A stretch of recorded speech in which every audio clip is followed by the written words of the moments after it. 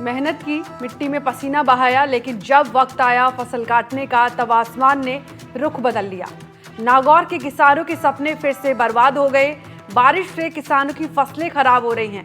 रुक रुक कर हो रही बारिश किसानों के लिए आफत बन चुकी है।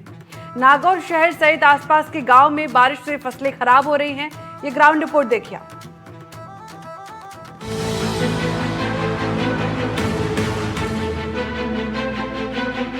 नागौर जिले में इस बार बारिश का मिजाज किसानों के खिलाफ रहा। एक तरफ कई इलाकों में अतिवृष्टि ने खेतों को डुबो दिया, तो वहीं दूसरी तरफ नई फसलों की बुआई के लिए खेत खाली नहीं हो पाए हैं।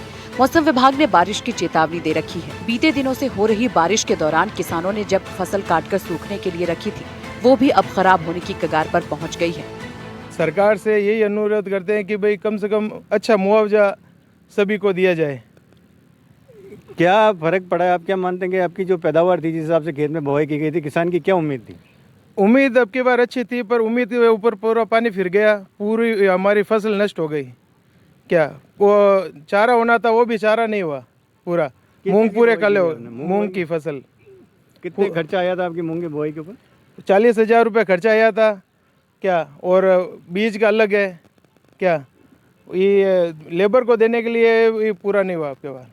तो मतलब निश्चित आप ये कहना चाह रहे हैं कि जो भाई खर्चा अपना रहा, प्लस उसके बाद में जो लेबर है उनके ऊपर भी इस चीज़ का प्रभाव पड़ेगा? हाँ, लेबर को भी नहीं दिया, अब किसी से लेके आके देंगे उनको।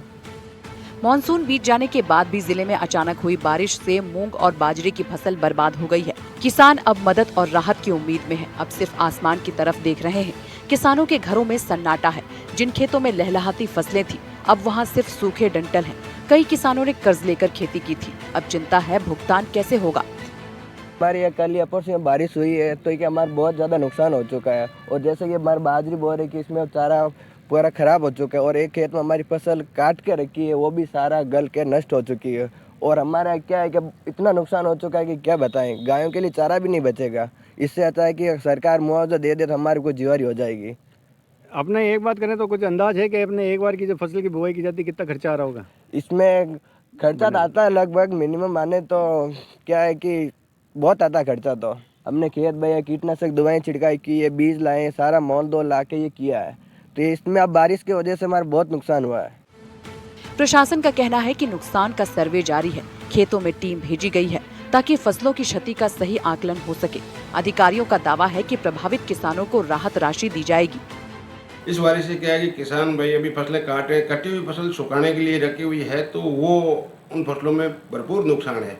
और इस टाइम की बरसात सितंबर के लास्ट और अक्टूबर के प्रथम सप्ताह में अगर बारिश होती है तो 100% किसानों का नुकसान ही है, फायदा किसी भी तरीके का नहीं है। फसल की गुणवत्ता प्रभावित होगी, चारे की गुणवत्ता प्रभावित होगी, खेत टाइम पे खाली नहीं हो गए तो रबी की फसल भी लेट होगी।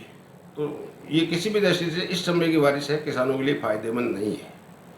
इसके लिए किसान भाइयों ने अगर बीमा करा रखा है तो वो किसान भाई अगर फसल काटी हुई है, सुखाने के लिए 14 दिन तक उसने खेत में रखी हुई, उस दौरान इस तरह की आपदा है, तो वो 14,447 जो टोल फ्री नंबर है प्रधानमंत्री फसल बीमा योजना का, उन टोल फ्री नंबर 14,447 पे कॉल करके अपने खेत का खसरा नंबर, बीमा पॉलिसी का विवरण और जो फसल उसने बो रखी है और फसल किस स्थिति में खेत में काटी हुई है, खड़ी हुई है, खड़ी में तो व्यक्तिगत आपदा में सम्मिलित है नहीं, जिन किसानों ने काट के सुखाने के लिए रखी हुई ऐसी स्थिति हो गई, तो वो किसान भाई 72 घंटे के अंदर अंदर 14,447 जो कि बीमा कंपनी के टोल फ्री नंबर है उन पे सूचना दे सकता है।